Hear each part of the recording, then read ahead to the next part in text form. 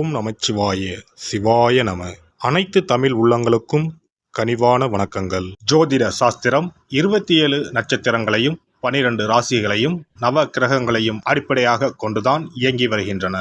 இதில் நவக்கிரகங்கள் ஒவ்வொன்றும் ஒவ்வொரு விதமான குணநலன்கள் கொண்டவை. நவ கிரகங்களில் குருவை அடுத்து இரண்டாவது சுப கிரகமாக திகழ்பவர் சுக்கிரன். தனகாரகன் குரு பகவான் பணத்தை தருகிறார் என்றால் அந்த பணத்தை சந்தோஷமான வழிகளில் செலவு செய்ய வைப்பவர் சுக்கிரன். ஒருவர் பணத்தை பற்றி கவலைப்படாமல் செலவு செய்கிறார் என்றால் அவர் சுக்கிரனின் ஆதிக்கத்தில் பிறந்தவர் என்பதை அவரின் ஜாதகத்தை பார்க்காமலே அறிந்து கொள்ளலாம். சுக்கிர பகவான் கலைகளுக்கு அதிபதி என்பதால் எழுத்து, இசை, பாடல், நடனம், நாடகம், பாட்டு, சினிமா ஆகியவற்றில் புகழ்பெற ஜாதகத்தில் சுக்கிரன் நல்ல நிலையில் இருக்க வேண்டும் என்பது அவசியம். சுக்கிர பகவான் ஜாதகத்தில் எந்த நிலையில் இருந்தாலும் ரிஷபம், துலாம், மிதுனம், கன்னி, மகரம் மற்றும் கும்பம் ஆகிய 6 ராசிக்காரர்களுக்கு துன்பத்தை விளைவிப்பதில்லை. ரிஷபத்திலும் துலாம் ராசியிலும் ஆட்சி பெறும் சுக்கிர பகவான் தனது எதிரியான குருவின் வீடான மீனத்தில் உச்சமடைகிறார். தனது நண்பனான புதனின் வீடான கன்னியில் நீசமடைகிறார். ஜாதகத்தில் சுக்கிரன் வலுவிழந்தால் அவரின் திருமண வாழ்க்கையில் தடைகள் ஏற்படும் வாய்ப்புகள் அதிகம். சுக்கிர பகவான் ஜூலை மாதம் 31ஆம் தேதி சிம்ம ராசிக்கு பயிற்சியாக போகிறார். காதல் கிரகமான சுக்கிர பகவான் நெருப்பு ராசியான சிம்மத்தில் புதனோடு கூட்டணி சேரப்போகிறார். ஜூலை மாதம் 31ஆம் தேதி இந்த சுக்கிர பயிற்சி நடைபெறுகிறது. ஆகஸ்ட் மாதம் 23ஆம் தேதி வரை சிம்மத்தில் சுக்கிர பகவான் சஞ்சரிப்பார்.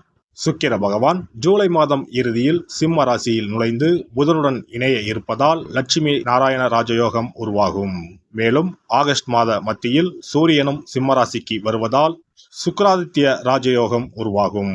புதன் சுக்கிரனோடு ஆட்சி பெற்ற சூரியனும் இணைவதால் உங்கள் ராசிக்கு என்ன பலன்கள் கிடைக்கப் போகிறது, எதில் எல்லாம் கவனமாக இருக்க வேண்டும் என்று பார்க்கலாம்.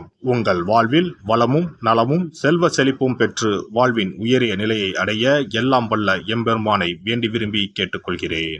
கன்னி ராசி அன்பர்களே, உங்களுடைய ராசிக்கு சுக்கிர பகவான் 12ஆம் வீட்டில் வந்து அமர்வது யோகமான காலகட்டத்தை உருவாக்கும். குறிப்பாக தூக்கமே வராமல் தவித்து வந்த கன்னி ராசி அன்பர்களுக்கு தற்போது ஜூலை 31ஆம் தேதிக்கு பிறகு நிம்மதியான உறக்கம் ஏற்படும். 7ல் ராகு இருப்பதால் திருமண பேச்சுவார்த்தைகள் தள்ளிப்போக வாய்ப்புண்டு. கன்னி ராசிக்கு 2ஆம் அதிபதி சுக்கிரன் 12ஆம் வீட்டில் அமர்வதால் நீண்ட தூர பிரயாணங்களை மேற்கொள்ள வேண்டி வரும்.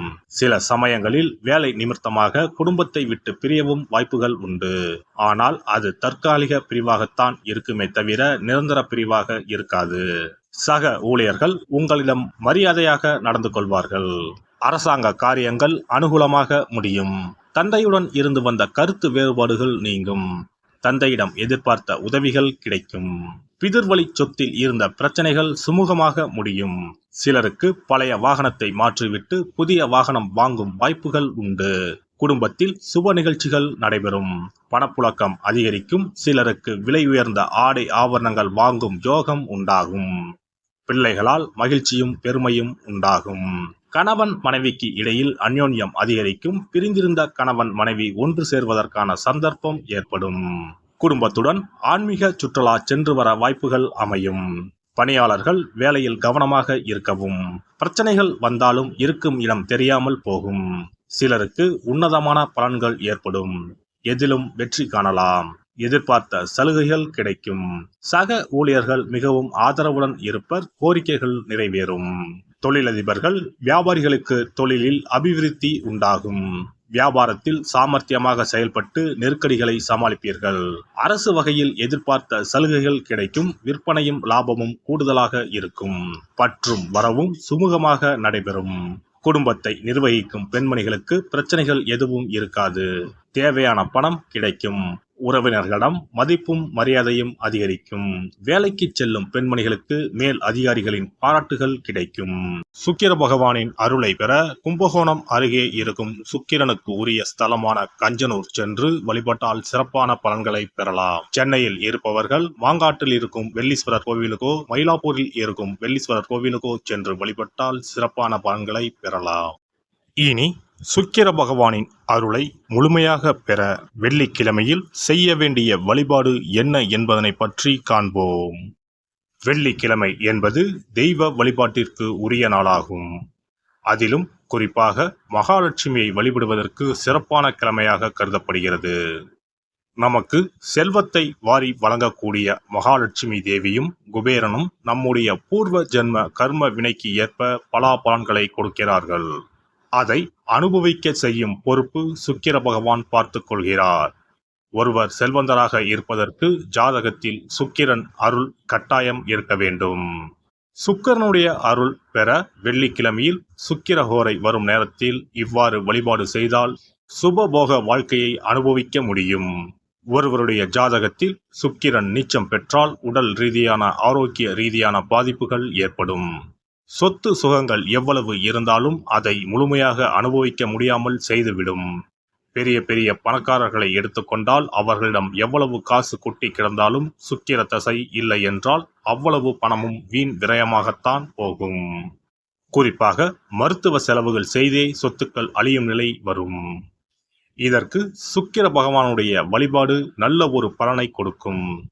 சுக்கிர பகவானுக்கு வெள்ளிக்கிழமை என்பது உரிய தினமாகும். சுக்கிரன் அருள் பெற வீட்டில் வெள்ளி பொருட்களை பயன்படுத்துவது நலமாகும். வெள்ளியில் சுக்கிரன் வசிப்பதாக ஐதீகம் உள்ளது. வெள்ளி பொருட்கள் கொண்டு பூஜை செய்தால் சகல சௌபாக்கியங்களும் உண்டாகும். சுக்கிர வழிபாடு செய்ய நினைப்பவர்கள் காலை 6 மணி முதல் 7 மணி வரையிலான காலம் சுக்கிரஹோரை ஆகும்.